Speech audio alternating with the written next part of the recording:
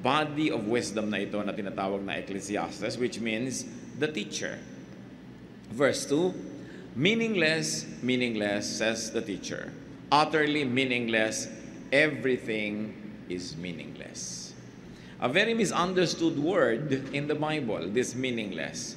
What is the writer's theme? That nothing makes sense.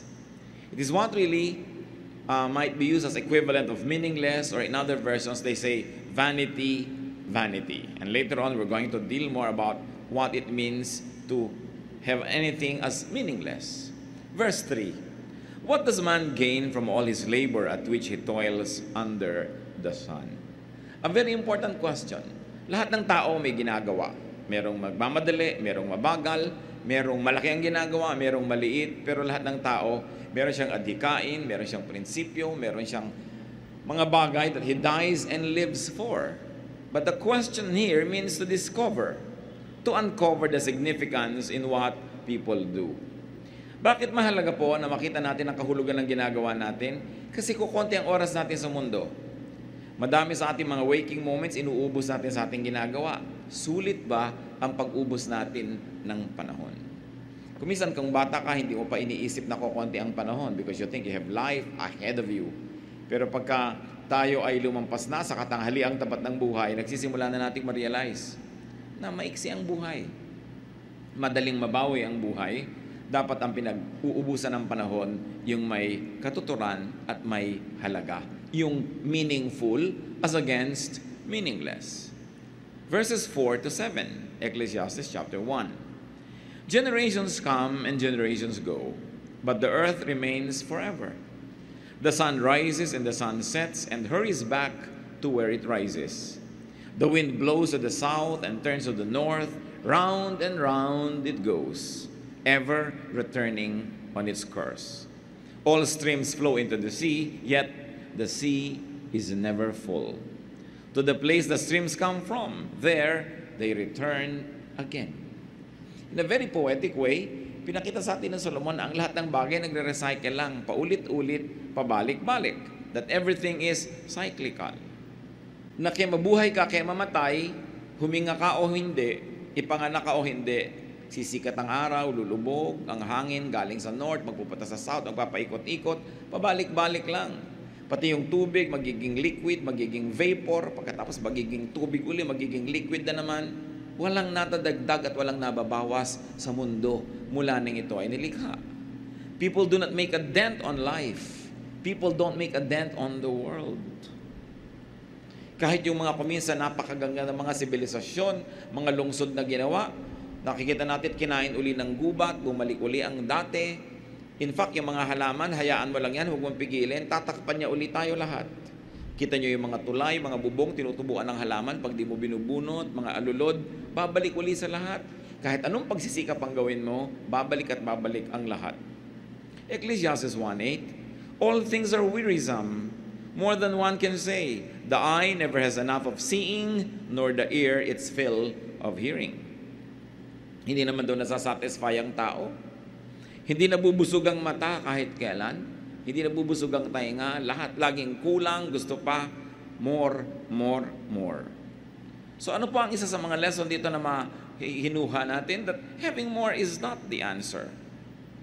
Coming from a king, the observation reveals that one may have all the resources but still not get satisfied. Sabi niya, the ear never has enough of hearing. Dumating na ba sa point na sobrang nadadinig yung musika na ayaw nyo na makinig? Dumating ba sa point na sobrang maganda na ang nakita mo, ayaw mo nang tumingin sa maganda? Hindi, lalo ka pang tingin ng tingin at lalo ka nagagandahan, lalong kulang at kulang at kulang. Dumating ba ang point na sa dami ng nakain mong masarap, ayaw mo nang kumain? Hindi na uubos ang appetites. So sabi niya, samantalang ito ang pinagtatrabahuhan natin. Marami tayong nauubos sa panahon. Just to see, just to hear, just to taste, just to have. Verses 9 to 10. What has been will be again. What has been done will be done again. There is nothing new under the sun. Is there anything of which one can say, look, this is something new? It was here already, long ago. It was here before our time. So walang bago. Yung mga discoveries, kaya nga discovery yun, ibig sabihin, nandun lang yun, may takip, natanggal mo yung takip, nakita mo, na-discover mo. Pero nandun na. Even inventions, walang bago. Inventions are nothing but rearrangement of old rules and old formula. Nare-rearrange lang yan. Walang bago. Mula nung nilikha ng Diyos ang mundo. Isang major lesson there, brothers and sisters, don't waste your life trying to reinvent the wheel. Meron na eh. Makinabang tayo sa mga naipunda na ng iba, makatuto tayo sa body of knowledge of other people, learn from patterns, learn from cycles. That's why it's important na nakikinig sa matatanda. Marami na sila sigurong naaksayang oras at nung matanda na sila, nalaman nila kung alin yung aksayado, alin yung hindi, itinuturo nila ngayon. So niya, papunta pa lang ako kayo, pabalik na ako, huwag na kayong pumunta, sayang lang ang biyahin nyo. Pero maraming bata ayaw makinig. You want to learn it on your own. So you will waste lots of time in committing mistakes. While many people who have gone before us had already committed mistakes, we can learn from. Dapat cumulative yung learning, natututo ka. Dapat ang tao mas marunong na kaysa sa previous generations. Sa dami ng karanasan ng tao, pero kadalasan hindi naman tayo nakikinig sa payo ng matatanda, sa payo ng mga may edad na. So, you will reinvent the wheel. Meron na pala. You will go through the same troubles that many people went through. And therefore, your time is wasted like their time was wasted. Ano man pinag-uubusan natin ng panahon para sumikat, makilala, matandaan, to leave a mark. Ecclesiastes 1:11, there is no remembrance of men of old. And even those who are yet to come will not be remembered by those who follow. Talaga, sandaling-sandali lang naman talaga tayong natatandaan. Ano ang halaga sa inyo ng photo album ng lola nyo, for instance? Liba na lang yung mga ilan-ilan ang hilig-hilig sa family heritage and history. So yung mga family album mo, mahalaga lang sa'yo, scrapbook, pati mga balutan ng chiclet na ibinigay sa'yo nung nanliligaw sa'yo nung nakadikit pa doon. Mahalaga lang sa'yo, pero pag matanda ka na, nababali, wala rin. O let's say, kinamatayan mong mahalaga, mahalaga pa ba sa anak mo yon? Siguro konti, kasi nanay o tatay ka niya, pero sa apo mo, tatapon na lang niya yun, aanin niya yun. Liba na lang ikaw si Jose Rizal. O liba na lang, you're somebody so famous na magkakaroon ng katuturan yun. Pero kahit naman yung mga nagiging sikat, nagiging baliwala din ang mga bagay-bagay na mahalaga sa kanila. At kahit sa buhay natin mga kapatid, may mga bagay na ang halaga, tas later on wala na. Yung mga collectors, they realize that. Some people spend half of their lives collecting things, then later on, pinoproblema nila, kanina kaya ako ito ipamana, wala na mainteresado. Kasi kung ano yung mahalaga sa iyo noon, hindi yung laging mahalaga. Don't waste your time to immortalize yourself. Wala yun.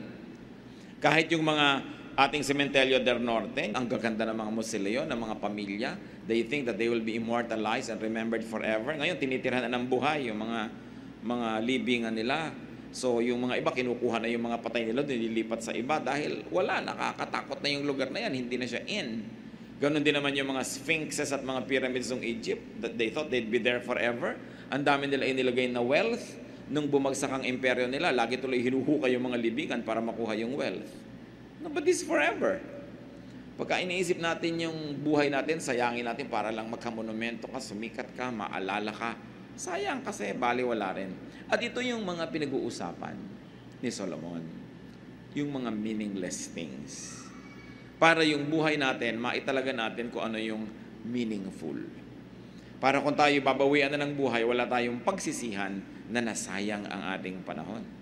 Ecclesiastes 1:12-14. I, the teacher, was king over Israel in Jerusalem. I devoted myself to study and to explore by wisdom all that is done under heaven. What a heavy burden God has laid on men.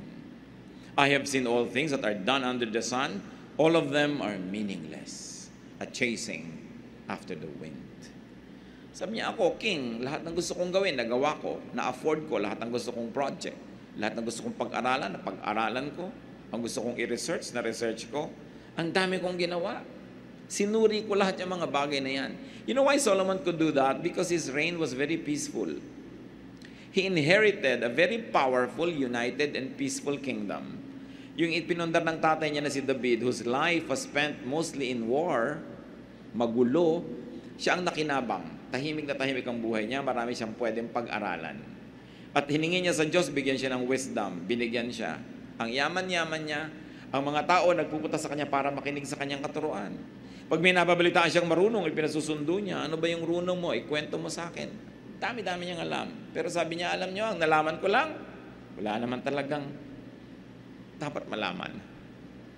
Wala naman talagang ganong kahalaga para pag-ubusan mo ng panahon na alamin. Wisdom could not help much in understanding life. That understanding life is like controlling the wind. It is impossible. At ito yung buong konteksto ng meaningless at chasing after the wind. Ang hangin daw ba ay nahahabol? At kung sakali mong abutan, kaya mo ba itong ikulong sa iyong mga bisig? Kaya mo bang yakapin? Kaya mo bang ilagay sa kahon? Kaya mo bang ilagay sa bulsa ang hangin? Kaya mong talian? Hindi. Sabi niya, yun ang paghahanap ng kahulugan ng buhay. Parang paghahanap at paghabol at pagkulong sa hangin. It is meaningless. Hindi ibig sabihin walang halaga, kundi walang katuturang gawin yan na sobra mong isipin ang lahat, sobra mong pakalimi-limiin, sobra mong bigyan ng logic, i-philosophize ang buhay, hindi mo kayang gawin yon. Walang nakakaunawa niyan. Sabi, tinangka ko yan, I had all the time, I had all the money, I had all the power. Ang sabi ko lang sa iyo, meaningless. Bakit daw? Ecclesiastes 1:15, what is twisted cannot be straightened. What is lacking cannot be counted. Kahit pagano kakarunong, sabi ganun, yung liko, hindi mo maituwid-tuwid. Kinyo, ang dami-dami mga doktor, marunong sila na masamang manigarilyo, pero naninigarilyo. Pero marunong, di ba? Maraming mga, alam nila yung theory, pero hindi naman nila magsunod-sunod. Alam nila. At dahil alam nila, lalo lang lumalala ang kanilang discontentment, dahil walang magawa yung alam nila. Halimbawa, ikaw'y doktor, alam na alam mo ang mga problema ng katawan ng tao, pero hindi mo pa rin maggamot. Sarili mong nanay, sarili mong anak, sarili mo rin. Namamatay ka sa sakit, sa kabila ng dami mo ring alam. So, ang ibig sabihin ba niyan, huwag na lang tayong mag-aral? Hindi naman yun ang tinutukoy ni Solomon. Hold on. But Solomon is really suggesting, accept the unchangeable. Kahit gaano mo kaalam ang tama at dapat, maraming dapat na hindi nangyayari. So kung mamamatay ka, magpapakamatay ka at papatay dahil sa mga dapat na mangyari, ay ganon, mauubos ang buhay mo. Maraming dapat na hindi talaga nangyayari. So sabi ganon, what is lacking cannot be counted. So go without the absent. Go without the lacking. Kahit kailan meron kang event, may absent. Pagka yung absent ang lagi mong iniisip, hindi mo mapapansin yung present, lulungkot ka na naman. Ganun, yung wala. Yung nandyan. What is Solomon trying to teach us? Huwag kang makipagtunggali sa takbo ng panahon. Wala siya, di wala. Pag nandyan, di nandyan. Pag nagawa mo na ang pwede mong gawin para nandyan siya, wala pa rin. Go on with life. Sabi niya, what is lacking cannot be counted. What is twisted cannot be straightened. Twisted here doesn't mean negatively, ha? And straightened doesn't mean positively. Ang ibig sabihin lang, may mga bagay na tinatanggap na lang.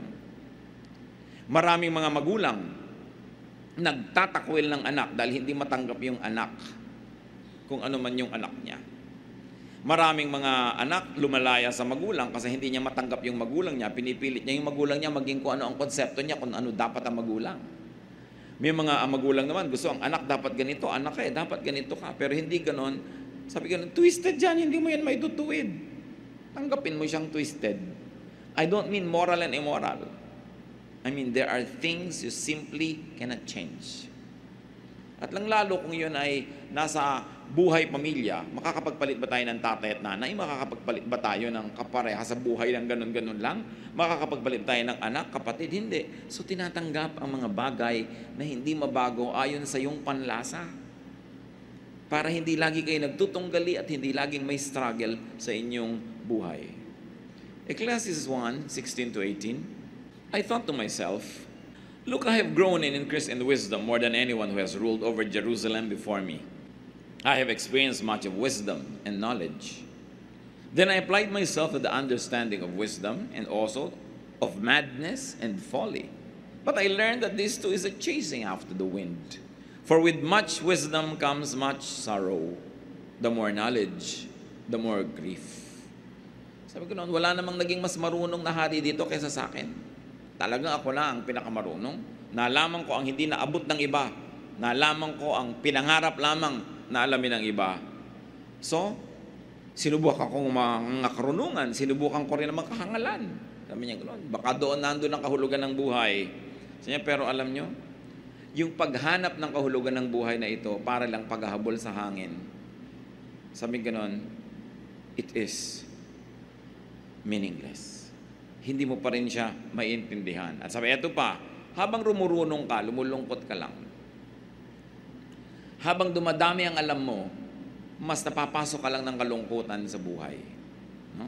So, ang ibig sabihin ba nun, huwag na lang tayong marunong, hintayin muna natin kung ano sasabihin niya later. So, the teacher noted that understanding life was hard to do. That understanding life was as senseless as chasing the wind. Hindi natin lubos na unawaan ang buhay. Kung minsan, sunod-sunod ang dagok ng buhay, namatay ang kapatid, namatay ang nanay, namatay ang ganon, nagsara ang negosyo, nasunugan ng bahay, sunod-sunod. Tapos sasabihin sa iyo noong namatayan, bakit? Di ko alam. Di natin alam. Mabait naman ako, nag-church naman ako. Walang kinalaman yun doon. Hindi lahat may paliwanag. Hindi lahat logical and sensible the way we think of logic and sensibility. May mga bagay na, ayun talaga, nandun, kahit mo biyakin ang ulo mo, hindi mo siya mauunawaan kung bakit ganun. Eh, bakit pinalaki ko naman ang mga anak ko ng ganito? Ba't nagkaganon? Hindi mo kayang lutasin yung iba. Meron tayong mauunawaan, pero may hangganan yung kaya nating unawain. Sabi ni Solomon, pinag-isipan ko na yan, huwag na kayo magsayang ng panahon. Makinig na lang kayo sa itinuturo ko sa inyo. We cannot understand life to the point of controlling it. Hindi niya minamasama na unawain ang buhay, pag-aralan ng buhay. Pero para mo unawain ang buhay, nang sa ganon, makontrol mo ang outcome nito. Sabi niya, that is a chasing after the wind. It cannot happen. You can never know the mysteries of life enough that you can master its direction and its outcome. Willing ka na gawin ang kaya mong gawin, tapos tanggapin mo kung ano ang magiging bunga nito, plus bunga ng iba't iba pa mga elemento na beyond your control. The teacher noted that more knowledge leads to more pain, or more exposure to pain, to suffering, or for capacity for both pain and suffering. Talaga, malaking burden na maging marunong. Mahirap. Lalo responsable ka. Pagka nga responsable ka, matutulog ka lang sa isang hotel, hinahanap mo pa yung fire escape, nasa may fire escape nito. Yung mga irresponsable, tulog na lang eh. Bukas, pareho din naman kayo nagising, ikaw pa itong nabawasan ng tulog. Yung mga sobrang responsable, nakasaksak pa ba ang plancha, babangon pa yan, bubunutin yan. Yung mga iba, they don't even care. Napakarami mga tao, ang sarap-sarap ng buhay dahil mangmang. Dahil tamad, dahil hindi nag-iisip. Yung iba, inaalala, paano kaya ang enrollment ng anak ko next year? Hindi na mapagkatulog. Yung iba naman, bukas na enrollment, ngayon pa lang talaga naghahanap, ngayon paggagawa ng paraan, at nagtatabaan pa nga. Sabi ko, alam niyo, sobrang nag-iisip, sobrang responsible, hindi naman ibig sabihin, mas magiging maayos ang buhay niyo eh. Hindi naman ibig sabihin, mas sasaya kayo. No? Pero sinasabi rin ni Solomon, to be foolish and to be wise, pareho lang yan, pareho lang kayo mamamatay. Pero mas mabuti na rin wise. Sabi niya, Ecclesiastes 2, 1-3. I thought in my heart, come now, I will test you with pleasure to find out what is good. But that also proved to be meaningless. Laughter, I said, is foolish, and what does pleasure accomplish? I tried cheering myself with wine and embracing folly, my mind still guiding me with wisdom. I wanted to see what was worthwhile for men to do under heaven during the few days of their lives. Sabi niya, nung nagpakarunong-runong ako, lumungkot ako. Isipin niyo kung aalamin niyo lahat na nagdurusa, ilan ang may sakit, sinong mga iniwan ni ganito, sinong mga ulila, nilungkot talaga kayo. Pag nagso-social work kayo, makikita niyo lahat ng suffering, nilungkot talaga kayo. Mas masarap pa yung pag may bagyo, lagi nasa mall, enjoy ng enjoy. Ikaw naman na lumalangoy-langoy sa bahan, nakikita mo lahat ng pagdurusa. Sino sa inyong dalawa sa palagay mo tutulog ng mas maimbing? No? Sabi niya, pero mas mainam pa rin yung wise, mas mainam pa rin yung godly. Sabi ni Solomon, pero dahil lumulungkot ako at yung dumadaming nalalaman ko, sinubo ko naman, sabi gano'n, na magsaya, maglasing, magpakasarap sa buhay, Sabi ko noon. Pero tatandaan nyo, may wisdom still guiding me. Hindi naman ako todong nagwala. Sabi niya gano'n. Pero tinikman ko, sinubukan ko lahat, pati mga kahangalan ng mga tao. Hindi ako sang-ayon kung ba't gano'n sila mamuhay. Baka may alam silang hindi ko alam. Baka may ligaya silang hindi ko maranas sa maiksing buhay na ito. So aalamin ko, sabi niya. In search of meaning, in search of the best way to live or the maximum benefit in life, the teacher tried fun and enjoyment and wine. What was his conclusion? He realized that laughing and having fun doesn't do much good. Yung wala rin eh. Yung tawa ng tawa, bukas walang pera. Yung sobra ding saya, laging masaya, biglang bukas malungkot. Napapansin nyo ba yun? Yung pag sobrang saya ka, biglang may kasunod na lungkot. Sabi niya, nagbabalance din kasi ang buhay eh. Kung sobra kang lungkot, sumasaya ka naman. Kung sobra kang saya, lumulungkot ka, nagbabalance lahat. Kaya sabi ko, kahit sa kamalagay, pareho lang yan. So, wala pala sa pagsasaya. So, gumawa siya ng ibang paraan. Verses 4 to 6. I undertook great projects. I built houses for myself and planted vineyards. I made gardens and parks and planted all kinds of fruit trees in them. I made reservoirs to water groves of flourishing trees. So, nag-green revolution siya.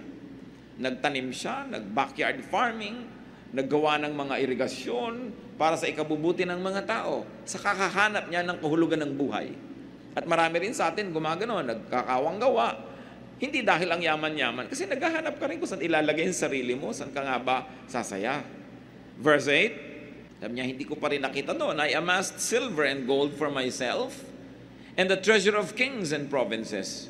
I acquired men and women singers, and a harem as well, the delights of a man's heart.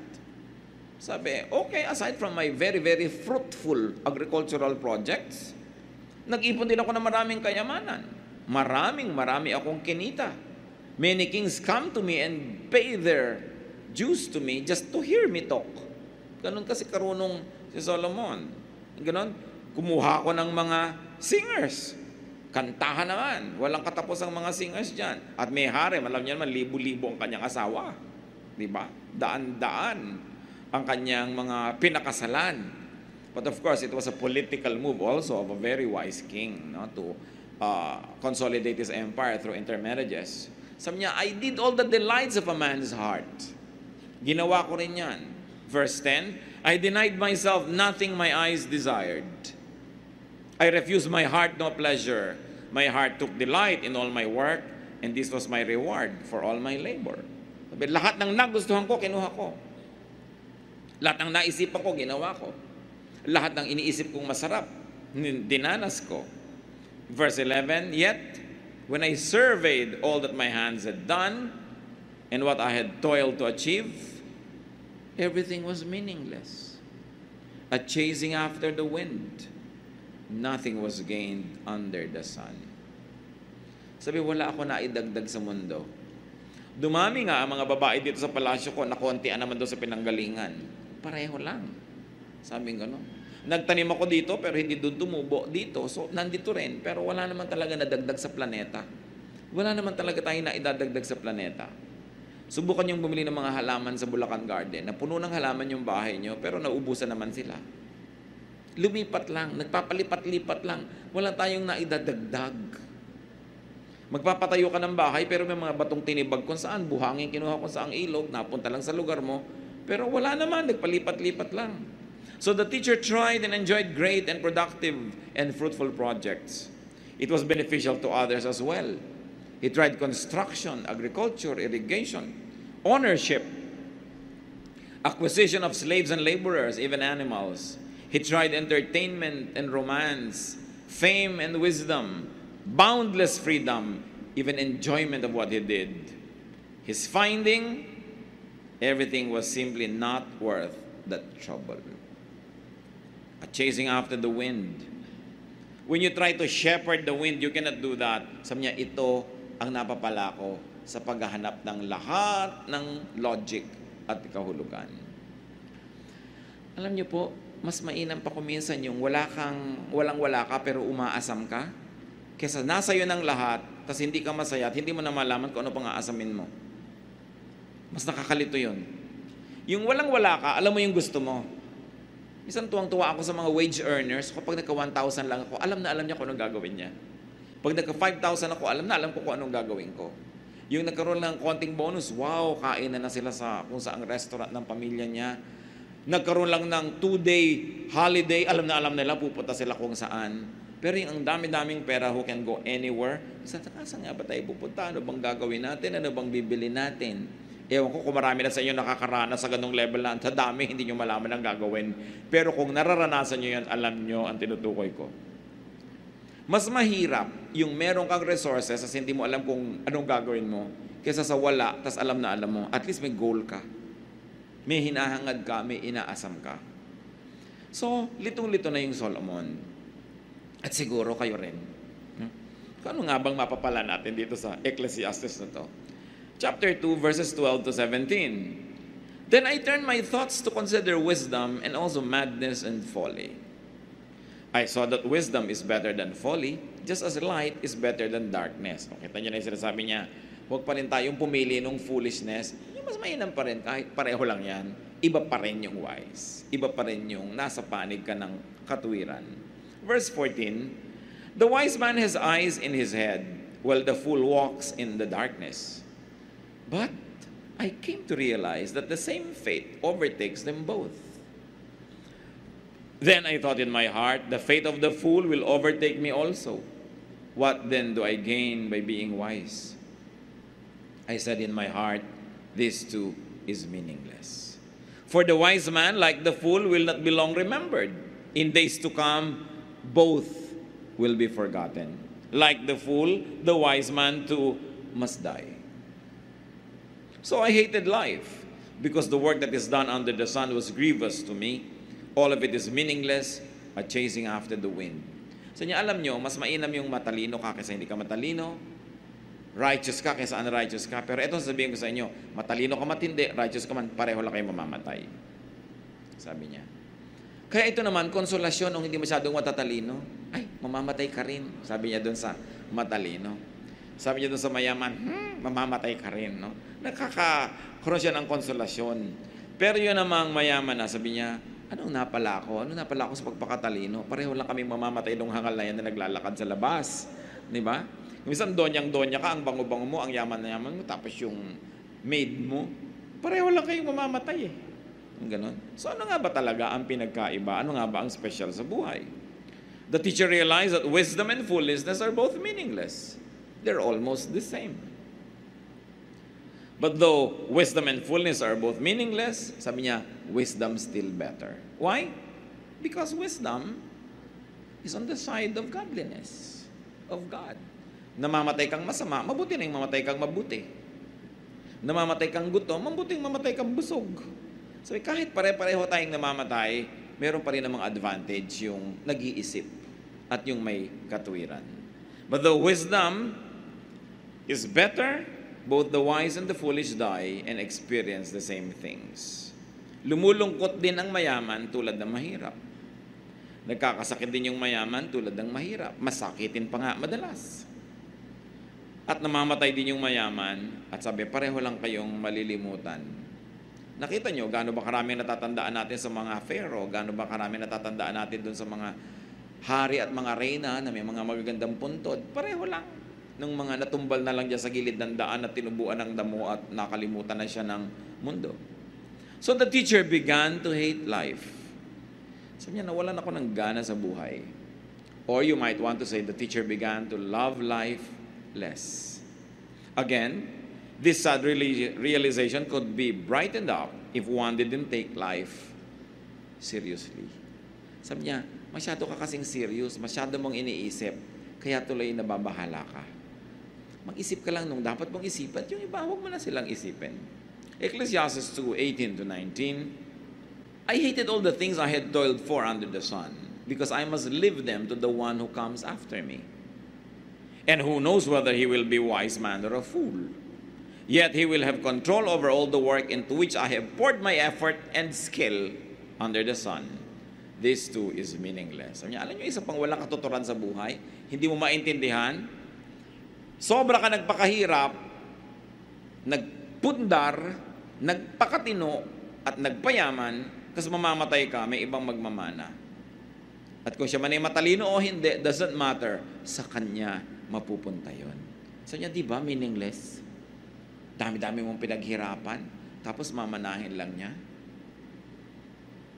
Isipin mo ang isang tatay na nagtrabaho, pagkatapos namatay. Minana ng asawa niya, tapos nag-asawa ulit yung asawa niya. Ito walang kahirap-hirap na lalaking ito. Suddenly, no? Nakahiga sa kanyang kama, ginagamit ang kanyang kotse, at nag-e-enjoy sa kanyang pinundar. Or, hindi man sa asawa yon, nagpundar ka, minana ng anak mo, yung kung sinong tao, napangasawa ng anak mo, biglang kalahati na siya, na may-ari. Namatay pa yung anak mo, dinapunta sa kanya lahat. Nag-asawa siya ng iba, di dalawang total strangers sa buhay mo ang nagmana ng lahat ng pinundar mo. Sabi ni Solomon, di ba nakakalungkot isipin yan? So anong leksyon? Sabi niya, ang hirap naman kasi magpundar, ang hirap magpakayaman, pinapagod mo ang sarili mo, nag-aalala ka, hindi ka mapakali hanggang hindi napipirmahan yung contract, hindi ka napapakali hanggang hindi tapos yung deal, you have sleepless nights. Pagkatapos kung sinong makikinabang, so the time and the capacity to enjoy the fruits of one's labor is limited. And this is what makes life sad. He's limited only to his short lifetime. Other people would eventually inherit one's wealth and even fame, whether they are wise or foolish. Verses 20 to 23, so my heart began to despair over all my toilsome labor under the sun. For a man may do his work with wisdom, knowledge, and skill, and then he must leave all he owns to someone who has not worked for it. This too is meaningless and a great misfortune.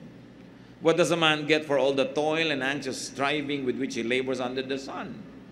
All his days his work is pain and grief. Even at night his mind does not rest. This too is meaningless. Kaya yung kasabihan na the first generation works hard to put it up, the second generation enjoys it, the third generation sells it. Sino bang nagbebenta ng mga bukid? Mga apo. Sino nagbebenta ng mga antik? Mga apo. Sino nagbebenta ng lahat ng mga naipundar? Mga apo. Kasi wala na silang affection masyado doon sa lolo at lola na nagpundar noon eh. No? Yung sabihin ko noon, nagpakahirap-hirap ka, tapos ibebenta lang nila, papakinabangan ng iba. So the teacher's study and realization depressed him. Tinatanong niya, bakit nga ba kailangang iwan ko sa iba ang pinaghirapan ko? Mga mana. Siyempre, pag sinabing hard work, it includes actual labor and the anxiety that goes with it.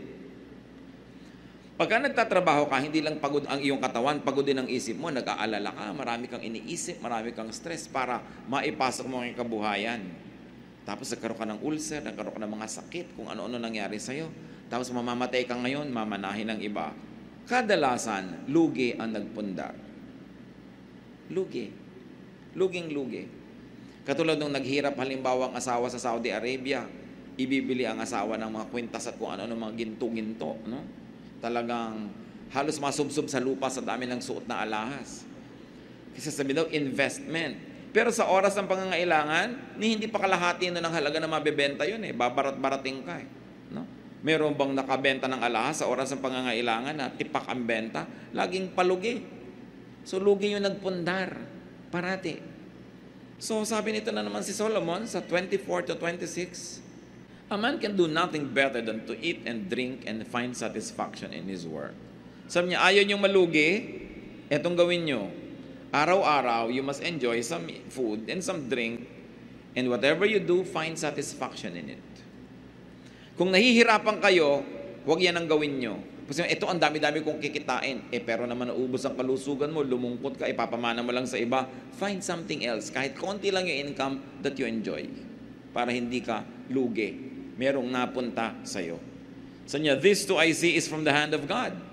For without Him, who can eat or find enjoyment? To the man who pleases Him, God gives wisdom, knowledge, and happiness. But to the sinner, He gives a task of gathering and storing up wealth to hand it over to the one who pleases God. This too is meaningless. A chasing after the wind. Sabi, isa pa tong hiwaga, hindi mo maintindihan. Merong mga taong bigla-bigla na lang silang dinadapuan ng kayamanan at mga magagandang kapalaran. Meron namang hirap na hirap, pero wala pa rin mangyari sa buhay nila. Hindi ko man naghihirap kami mangyayari. Hindi ka naghihirap, walang mangyayari. So yung ganon. Hindi mo maintindihan ang formula. Pero para na lang kayo wag malugi, wag niyong kakalimutan to enjoy the little things in life. To eat, to drink, and to find satisfaction in your work. Mahirap gawin yan, lalo yung mga hirap na hirap magpundar, hindi na makakain halos yan, sumasala sa oras, hindi na makakalasap ng ginhawa. Nakikita nyo halimbawa, kahit yung mga first generation, mga traders yan sa Binondo, hirap na hirap talaga ang sisipag.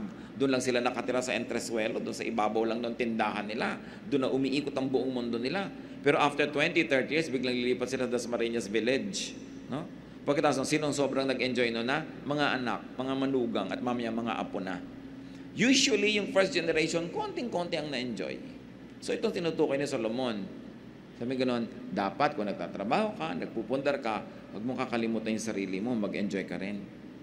At symbol lang yung eat, drink, and find satisfaction. What Solomon is saying is, habang nag-iipon ka, dapat may ginagastos ka rin para mag-enjoy ka. Huwag kang ipon lang ng ipon, tapos iiwan mo sa iba. Ang sama tuloy ng loob mo pag namamatay, nilalagot na yung leeg mo, ayaw ko pa mamatay. Kasi hindi mo pa na-enjoy. Sabi, kailangan mag-enjoy ka. Kahit na konti lang yung nasisave mo, malay mo ba kung gano'ng kahaba ang magiging buhay mo, sinave mo lahat. Kaya kung minsan nga, sa laki ng savings mo, kaya tinutulak ka na sa bangin ng mga tagapagmana, nang madali-dali ang pagmana nila. Sabi, don't forget yourself. Kung minsan isipin na iba, godly ba ang teaching na yan? Kasi laging gino-glorify ng religion, magdusa ka para sa iba, magdusa ka. That's why Solomon is there to give balance, sometimes to our very imbalanced sense of religiosity. Hindi ka nilikha ng Diyos para isakripisyo ka lang para sa iba. Bagamat, maraming magagandang sakripisyong nakakabuti sa iba, pero kailangan minamahal mo din ang iyong sarili. Ano sabi ng Panginoong Jesus? Love others as you love yourself. Hindi naman sinabi niyang don't love yourself eh. So go on, love yourself, but don't forget to love others as you love yourself. Sige, mahalin mo todo ang sarili mo, mahalin mo din yung iba. Pero hindi yan sasabihin, huwag mong mamahalin ang sarili mo at iba na lang mahalin mo. Kahit kailan, walang ganun turo. Tinuturo lang yun minsan ng mga relihiyoso dahil sobrang nga natin ginaglamorize ang paghihirap eh. Sobrang natin pinupuri yung nagdurusa. Pero walang ganun sa Bible. At pag nakinig tayo kay Solomon, sabi niya, enjoy every day. Consume what you produce, save a little for tomorrow. Sabi pa nga ni Jesus let tomorrow worry for itself. Sabi niya, let the day's own trouble be sufficient for the day. Tomorrow will take care of itself. Mas extreme pa nga si Jesus tungkol dyan Sabi niya, nandun pa rin ang Diyos bukas. Magtatrabaho ka ulit, magkakaroon ka na naman. Pero hindi naman masama mag-ipon ng konti, pero wag yung wala ka nang na-enjoy ngayon, inipon mo na lang lahat. Because that is not the way to live. And since you can no longer enjoy the fruits of your work beyond earthly life, what should you do? Enjoy them now. At present, live in the present. Ang daming magulang, ang pagdurusa, mapag-aral lang ang anak. No? Hindi na kumakain na masarap. Mga magulang sa probinsya, buong semestre, nagdidildil sa asin. Uuwi ang anak pag semestral break, kukunin lahat yung inipon nila. Tapos text and text. Gusto pa ang mga cellphone, mga mahal. Tapos gimmick ng gimmick ang pagdurusa ng mga magulang. Pwede mong gawin yan. Pero kung talagang sobrang hirap nyo, di mag-working student siya, bakit mong gagawin siyang prinsipe at prinsesa? Tapos kayo, wala nang ginawa kundi tiisin ang buhay nyo. Diba? Na wala na kayo nakaing masarap, pagkatapos biglang nag-asawa, nalimutan ka na. Para wala kang regret sa buhay. Kasi pag inilagay mo lahat yung, ilalagay ko lahat sa kanya, total, mamahalin niya ako. Paano kung di ka minahal? Habang buhay ngayon, pagdurusa at pagsisisi ang laman ng puso mo, sama ng loob. Kaya sabi ko, meron ka, meron din ako. O meron ka, meron din ako. We've got to learn to love ourselves also. Why? Because life is a gift from God to be enjoyed. It is not a ministry to suffer from. While, yes, there are worthwhile ministers in life, but you were not created by God just for ministry. You were created by God because God loves you and God likes you to have fun, to enjoy life. At the same time, to do good. Balance. Hindi one way. Because you can never carry your treasures to the grave, enjoy the simple, affordable, and available pleasures of both consumption and production. And this is where Solomon is very profound.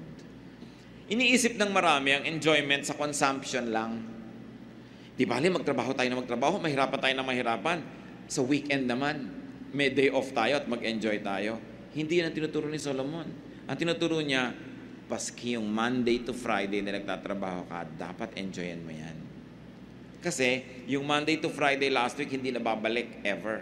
Kahit mag-enjoy ka sa Saturday and Sunday, yung Monday to Friday mo na hindi ka enjoy, nalugi ka na rin. Paano natin gagawin yon? Unang-una, sa abot ng ating makakaya, do work that you enjoy. And of course, if you are being paid to do something you enjoy, you're actually playing. You're not working. So dapat tayo, habang lalo na yung maaga pa lang, nagsisimula ng karir, ibagay nyo sa inyong mga taste ang gagawin yung trabaho. Kahit merong mas malaki ang kita pero hindi kayo enjoy, doon na lang kayo sa moderate ang kita or less pero enjoy kayo. Kasi bawat oras na nandun kayo, meron kayo enjoyment. At kung kaya nyo kumawala sa mga ginagawa nyo ngayon na hindi kayo enjoy, then kumawala. Sa bahay halimbawa, nakati-hati ang trabaho, ayaw na ayaw kung maglaba, pero enjoy ka mamalansya. Makitil ka sa isang kapatid mo, ikaw maglalaba yung mamalansya. Para pareho kayong enjoy, kasi gusto nyo nilalaba mo rin. Saya-saya niya, maglalabas siya. So, hanapin mo yung gusto mo at yan ang gawin mo. Sinasabi ni Solomon, huwag lang yung nagturo sa kalandan. Because work must be enjoyed as an end in itself. Hindi lang siya means to earn. Kailangan means to siya happy. Find satisfaction. Sabi niya, find satisfaction in what you do. Enjoy your consumption and even your production. Solomon is saying, whatever it is that you face, enjoy. Hindi na yan babalik. Sayang kung hindi mo na-enjoy. Such enjoyments are God-given and God's gift to His people. To find meaning in life, let me be emphatic, as Solomon was emphatic, enjoy your work. The process, the environment, the workmates, the benefits, the challenges, and the fruits. Lahat yon, the whole work. Find ways to enjoy. If what you do is not naturally enjoyable, find ways to enjoy it. One of the marks of intelligence is that you are able to manipulate your environment for your benefit. So find ways to enjoy. Since one's gain at work must be left behind to people who didn't work for them, then better enjoy it to the max. Every day, every moment. Better yet, dahil hindi nyo naman may enjoy pag nasa kabilang buhay na kayo, hindi nyo na makokontrol ang inyong kayamanan kung meron man, share it with the people who labor with you. Kuminsan nakakalungkot, merong mga may-ari ng kumpanya, pabrika, whatever, business, ang kukuripot sa kanyang mga empleyado na nagasgas na ang lahat ng bahagi ng katawan katatrabaho, no, para kumita yung buo niyang machinery. Ang liit-liit magpasweldo, ang kurikuripot sa benefit. Tapos kung magbigay sa apo, na wala namang kahirap-hirap, ang laki-laki. Ang inipon para sa mga tagapagmana, ang laki-laki. That is unjust. While you have power over the wealth or the resources that you make, be generous to those who help you make them. Kaya habang maaga, mag-share. At kung kayo maraming kayamanan, huwag nyo nang antayin na yung mga tagapagmana ang mag-decide kung paano yung hahatiin. Hatiin nyo na legally. Habang malino pang inyong isip at kaya nyo pang pumirma, napakaraming bangkay na pag tiningnan mo, bakit para siyang bumoto? May tinta sa thumb. Aba, may matinong kamag-anak na habang naghihingalo siya, nagpatatak na ng mga kung ano-anong mga deed of sale. By the way, alam nyo ba na mahahalata mo pag patay na yung nagtatak? Iba ang tatak ng patay na at buhay. Malalaman mo yun. Kung nanghihina ka na, may kumukuha na ng kamay mo, nilalagyan na ng tinta, wala ka na magawa. So, kailangan gawin mo yun habang kaya mo pa. Alam niyo po yung mga gulo-gulo ng pamilya because of the mga will, no? Magsulat lang kayo na isang page. Ito ang aking last will and testament. Ganito gusto kong mangyari dyan. Tapos pirmahan nyo. That is binding. Kahit walang abogado, binding yon. Basta mapatunayan, authentic ang inyong pirma. Kung napapirma nyo pa ang dalawang witnesses, lalong mas binding. Dinaan nyo pa sa abogado, mas binding pa. Pero huwag kayong mag-iiwan ng gulo. Kasi kadalasan, ang gulo-gulo nyo mga hatian na yan Dapat ayos. granting na may hahatiin, at may paghahatian. Ngayon kung utang, mas mahirap naman yan, utang pang iniwan ninyo. Profit sharing is important. So, increase natin, bigyan ng benefit, bonuses sa mga workers. Huwag lang ipamana sa apo. Bulag na pag-ibig dahil lang apo mo o anak mo, dun mo na ilalagay, hindi mo naman katulong sa paggawa ng kabuhayan na yon. Dapat mas bukas ang iyong puso doon sa mga katuwang mo, kahit pa nga mo sinusweldohan ang mga yon. Ano pa pag ginawa mo yon, it will give you more return in terms of gratitude and affection, goodwill, inner satisfaction, and definitely God's pleasure. Because God wants us to be good to our workers and to our laborers. At nakakatiyak ka, marami makikipaglibing sa'yo pag ginawa mo yung ganong kabutihan. Therefore, do not fret about who inherits it. Hindi naman talaga natin makokontrol. Huwag nyo nalang sobrang damihan. Produce and enjoy in your time, then let go when it's time to go. Dahil nagawa mo na at ayos ang iyong sambahayan. Isa sigurong lesson dito mga kapatid, do not produce too much money. And let me emphasize this other half of my sentence, at the expense of your peace and enjoyment. Huwag kang sobrang mag-produce, ikaw na to yung nagkaulsar-ulsar, nagkagulo-gulo, nagkalubog-lubog na hirapan. Make it easy on yourself. Make and get only what you need for a lifetime, for your time, or even for a day. And if things seem meaningless, find their meaning and give them meaning. Pag lagi mong hinahanap kung anong kahulugan ng buhay, hindi mo naman makita, di ikaw ang umimbento ng kahulugan. Ano ba ang kahulugan ng buhay na gusto mo? Ano ba ang magandang kahulugan ng buhay na hindi naman sasalungat sa nakasulat na salita ng Diyos? Di, imbentohin mo ang kahulugan mo. Ano ba ang kahulugan sa'yo? Ano ang masayang buhay sa'yo? May right ka na i-define yun para sa sarili mo. Don't let the standards set by others dictate on you kung ano ang mahalaga sa'yo. If the wind could really be shepherded or controlled, then Solomon would have found the answer. He never found the answer because the wind could not be controlled. But you can still enjoy the wind. Kahit hindi mo malaman kung saan ang galing ang hangin, hindi mo makontrol kung saan siya pupunta, habang dumadaan sa iyo, pwede mo siyang enjoyin. So enjoyin mo na lang siya kung ano man yung wind na yon. May mga tao na kung saan galing, kung saan pupunta, hindi mo rin control. Pero habang kasama mo, make it nice. Kung minsan, nagkakaroon ka ng kaibigan, nagkakaroon ka ng kasintahan. Mas ayaw mong gawa ng mabuti, ayaw mong mahalin ng todo. Sabi mo, baka mawala din to. Kahit naman pinakasalan mo na, hindi ka pa rin nakakatiyak na laging nandyan yan. So, hindi mo rin alam kung saan galing yung tao, saan siya pupunta. So, nandito siya ngayon. Live the day. Make the day worthy for the other person and for yourself. And if you have to say goodbye tomorrow, then say goodbye without regrets because you had yesterday. And you had a good yesterday. Hindi natin control ang buhay. Kung minsan, we withhold love. Gusto nating ibigay sa isang very permanent. Sino yun? Nasaan yun? Kung minsan, ayaw mong tumanggap ng pansin. Kasi sabi mo, mawawala din yan. Baka masanay lang ako, mahirapan ako. Hindi mahirapan ka na lang bukas, nag-enjoy ka naman ngayon. Kesa sa hindi ka nga nahirapan bukas dahil hindi ka naman nag-enjoy ngayon, there's nothing to miss. Many people miss out on what's meaningful and what's passionate in life because they're too afraid of losing them tomorrow. If you lost them tomorrow but you had them today, then it's worth it. Then you never had it at all. So, pagka tinignan natin si Solomon, very practical ang mga turo niya sa buhay. Hindi niya tayo ine-encumber ng maraming mga kung ano-anong doktrina. Hindi niya tayo ginuguluhan ng kung ano-anong mga divisive religious thought. Pero ang concern niya, that you have a grasp of what you want in life, do what you can to pursue it, do not work too hard, enjoy the day, enjoy the moment, and if you have to die, then die. Wala kang pinagsisihan dahil nabuhay ka. At tulad ng sinasabi niya, stop looking for specific things. Just enjoy whatever you find. Parang shopping. Pag may hinahanap ka na ganitong damit, ganong size, ganong kulay, pagod ka na, nahalungkat mo na yung buong tindahan, wala ka makita. Ba't hindi ka na lang tumingin-tingin ang baka makita mo at magandahan ka, di yun ang bilin mo, di ka pa napagod.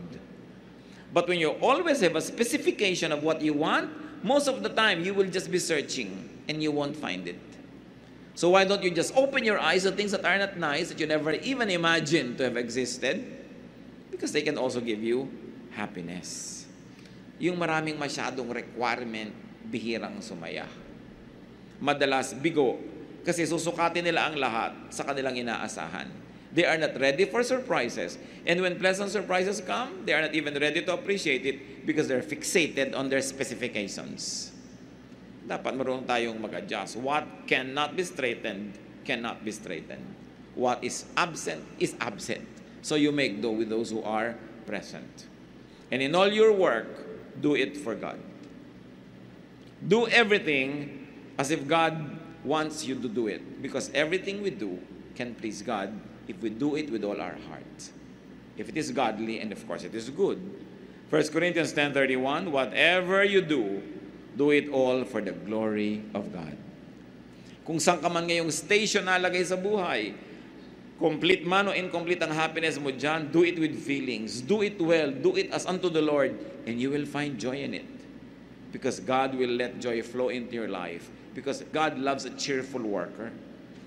Hindi yung nagdadabog, naiinis, because you will be blinded by your emotion and you won't see what is nice in life. So walang